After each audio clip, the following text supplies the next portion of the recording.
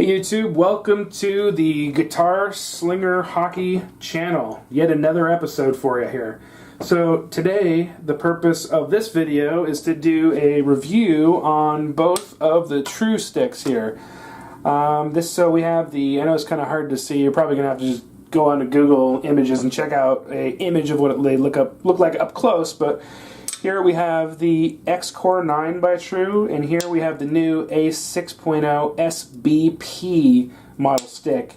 And then right here we have a Nexus 8000, and then the white stick is the old school Mako 2 by Easton. So what we're going to talk about today is I'm going to give you my perspective on these two, both True sticks, based on a list of other sticks that I have used recently and also in the past.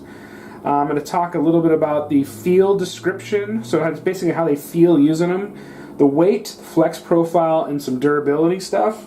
I'll be talking about some pros and some cons to both of them. I also want to just kind of say that when you're watching a YouTube video on hockey sticks, and this goes for skates, sticks, most gear, I would say, pretty much anything, you really need to try this stuff out yourself if possible. I know that is not always something that people have a choice in doing, but if you can, you should. And the reason I say that is because if you pop on a YouTube video that has some kid trying out a True stick in his backyard, you have no idea how that thing actually works, right? It's just, you know, all you should be looking at is, does it explode on the first shot he takes for you to make the decision, well, I'm not buying that thing, it blew up on the first shot. So just take all that stuff with a grain of salt. I've gotten a chance to use a lot of it, so I definitely have my opinions on how this stuff works, which I'll talk about. So the first thing is I'm going to give you a little list of sticks that I've used here. So besides the X-Core 9 and the A6.0, I have used very recently it's the Warrior QRL, the Warrior QR1, both the 2015 and 2016 version of the Bauer Vapor 1X. I use the CCM Super Tax and Ultra Tax, as well as the original Tax model that came out a couple of years ago. The Supreme MX3, Supreme 1S, the Nexus 1N, the Nexus 8000, which you see here, the Mako 2, which you see here, the Easton Stealth CX, the original Nexus 1000, and the Vapor APX2. Those were all in my possession up until, I don't know, a few months ago or so. And so, let's see here, what do I want to say here? I'd like to know, again by show of hands, I think I've asked you this on my skate video, but how many people initially just run directly to Bauer when they're going to go buy a new stick? I know that used to be me. Really like the quality of stick that they put out and just its performance, pretty good. Durability is excellent in my experience, so it's kind of been a Bauer fanboy, I guess, for that reason, but had some changes of heart, and that kind of started back in 2015 with the Vapor 1X, and more recently with the Nexus 1N. Also, the new Nexus that came out for the 2016-17 season too. I got to try that out, but didn't have a whole lot of, I just got to use it in a shooting lane. I didn't get a chance to try it on the ice, unfortunately, but I'll talk a little bit about it. So, Bauer, to me, has always been one of those brands that have really had good durability, good performance. It just it was a pretty well-rounded company that, you know, brings a lot to the table. They're always expensive, just like everything else, but when they came out with the 1X in 2015, does anybody know why they did a 1X in 2016 and they differentiate by the year? Well, bottom line is the 1X was garbage from a durability standpoint. It was the number one warranted stick in the 2015-2016 season. And it all broke in exactly the same place. And you can't see what I'm tapping on here. So the hosel down here, that's where it broke. And part of the thing that made the stick so cool when you shot it is exactly the weakness point. So basically what they did in 2016 is they took the same stick and they beefed up the hosel. So that made it a little more durable. But Bauer went from, and this was just kind of a one-off, it went from having some of the best stuff to having the single least durable stick on the market of 2015-16. And that's just that's just straight statistic from warranty returns out of one of my sources that I usually talk with when I want to get information like that. So that was kind of interesting to know that. It can happen to any manufacturer depending on when they're trying new technology or whatever they're trying.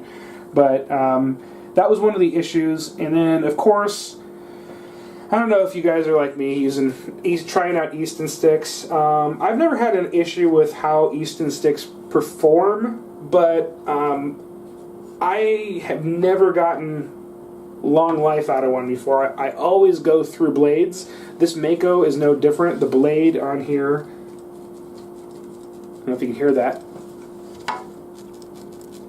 That's like a sponge. It's just all cracked. And that was only a few weeks after I got this stick. I just keep it around for playing ball hockey or whatever. But yeah, so I used to burn through blades, and so I'm always sensitive to sticks that have weak blades, or they either crack, flake, delaminate, that kind of stuff. So those are some of the issues. Okay, so that aside, let's get back to the true stuff. So the True X Core 9, I believe, came out in the 2015-16 season. And then the A6.0 SBP. There was an A6.0 last year, but the SBP, this stick, is new for this year. So now I've gotten a good amount of time using both of these sticks in games and just kind of messing around. The feel is definitely different between the two of them, but I'm trying to I think I would describe it like, so the True, if you're not aware, the X-Core 9 has pretty much an insert right in the blade, and that's for all of you old school folks that used to use wood sticks. It kind of dampens the impact of the puck when you're receiving it to make it a little softer on the receiving. The kick point is a mid kick point, and this is stuff that you can go look up online. I feel like it does shoot like a true mid kick point stick, so those of you who like Supremes, this flex is just like a Supreme. The feel of the shaft on both of these sticks is similar, a little bit different. So the X-Core 9 is a little less grippy than this A6.0. And the shaft dimensions, guess what, are almost exactly like the Easton Mako. This was kind of interesting to me because if you're not aware, True actually has made hockey sticks for other manufacturers. So I think it's interesting to see that they came out with their own brand now that their licensing contract and stuff is up. So you definitely can feel, this definitely feels like a Mako, the shaft of an Easton stick to me. They both do. It's kind of interesting. Obviously just preference here and if you like it or not. But it's kind of an interesting thing that I did notice. And so you get that flex point, a mid flex point out of the X-Core 9. You definitely have the blades on both the True sticks, the A6.0 or the X-Core 9, are dampened. They are not lively blades. They are similar to the Bauer sticks in that way. So I guess what I would have to say about the True sticks is that the shaft dimensions feel kind of like Easton, but the blades feel kind of like Bauer. I personally really like that. I think that I've noticed some good stuff with it, and kind of also along with like how it feels. I'm going to kind of revert back to the Warrior QRL. Up until I got a chance to shoot with both the True sticks, I diverted away from Bauer after the Nexus 8000 and went to Warrior. The Nexus 8000 was my favorite stick of all time, and I probably have to be in the minority in this. I don't think anybody liked this stick except for me, but I really liked how it flexed. But anyways, I went from that to a Warrior stick, and I went to the QR1 and a QRL. My impression was that, I mean, the QRL and the QR1 are both really low kick point sticks, but they shot so freaking clean and accurate. They were lightweight, they were durable, which is was kind of surprised me. Like Warrior QR1 and the QRL were really durable sticks. They lasted all kinds of hacks and chops. It was awesome. And they were very, very accurate sticks. My only complaint about the Warrior sticks is that I'm not a huge low kick point fan, and also they didn't have the blade that I like. In the Warrior just didn't carry that. So that was kind of my main things about that. But the blades were really, really lively. Not the easiest sticks to receive passes with.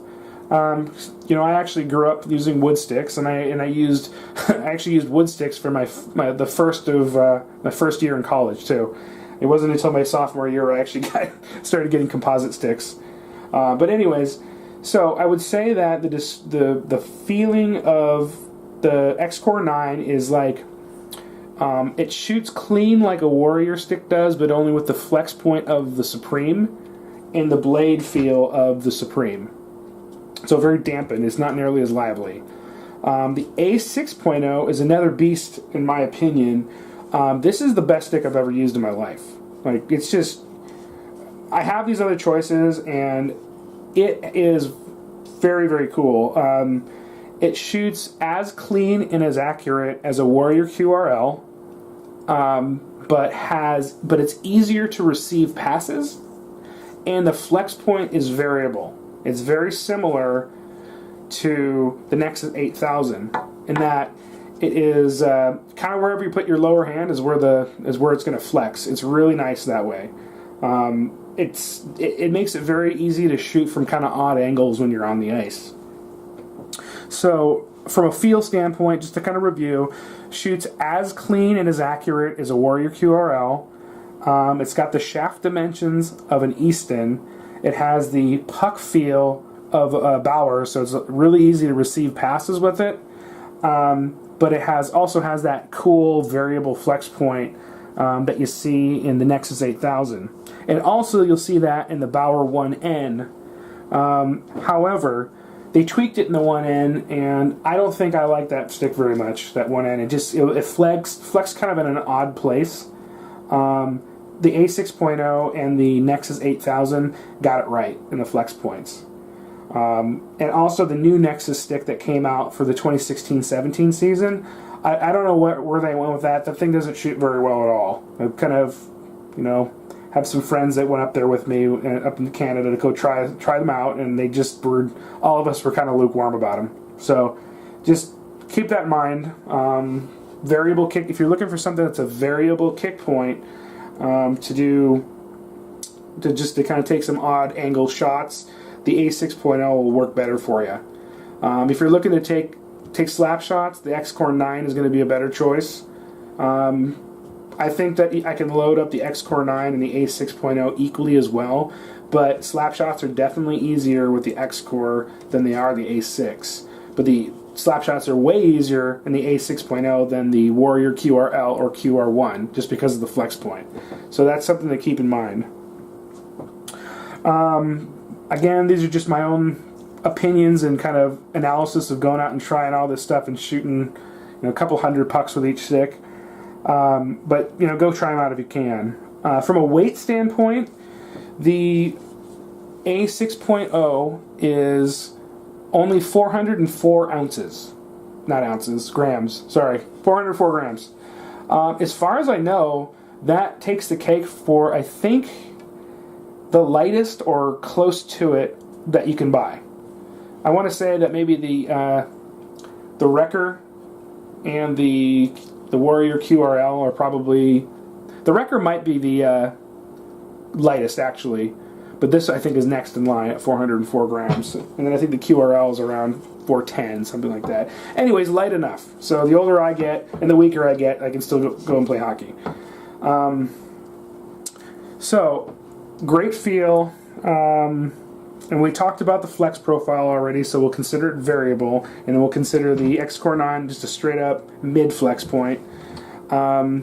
So looking for big clappers, go X-Core 9. You're looking for an all-around stick with a mediocre slap shot, but really good with everything else, A6.0 is the way you want to go.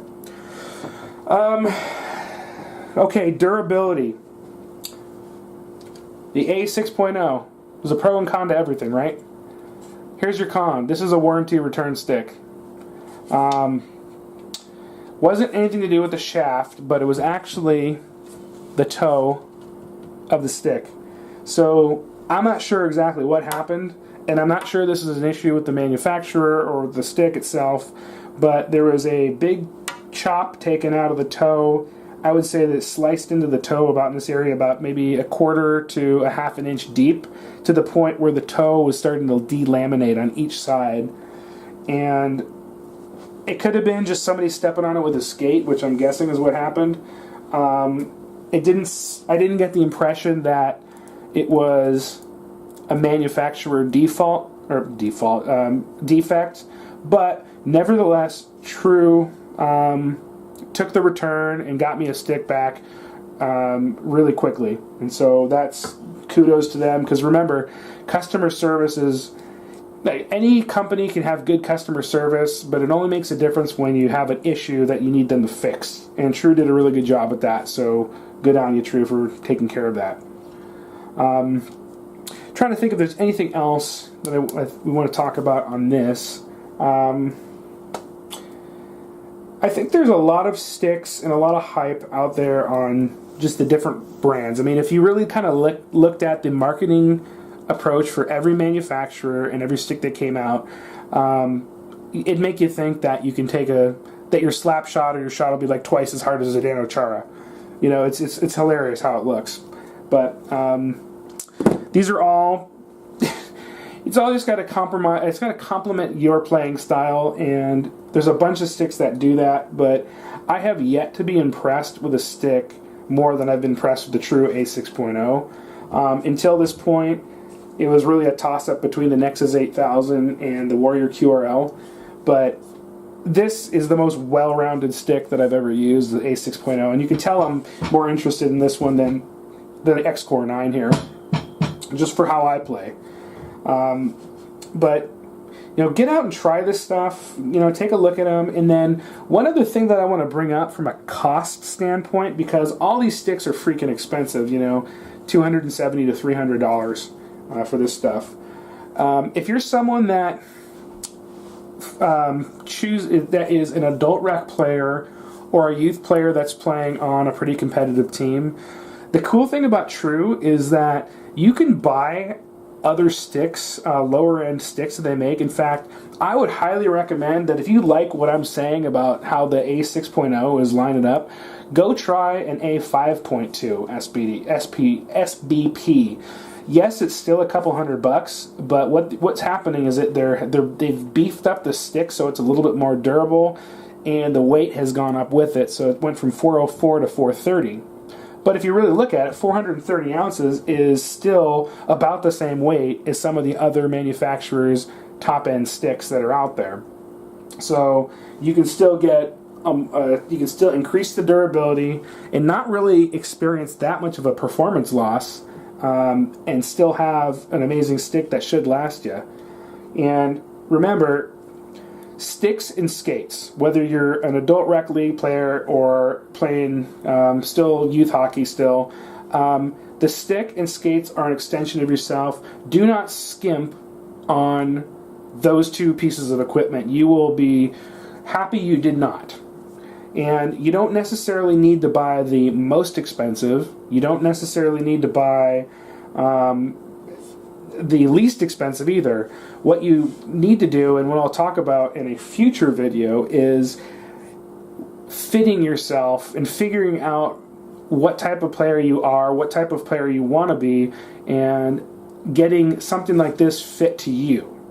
And I'll talk about that in another video. But in the meantime, that's all I wanted to talk about today. And as always, thanks for tuning into the channel. And let me know if you have any questions about this stick.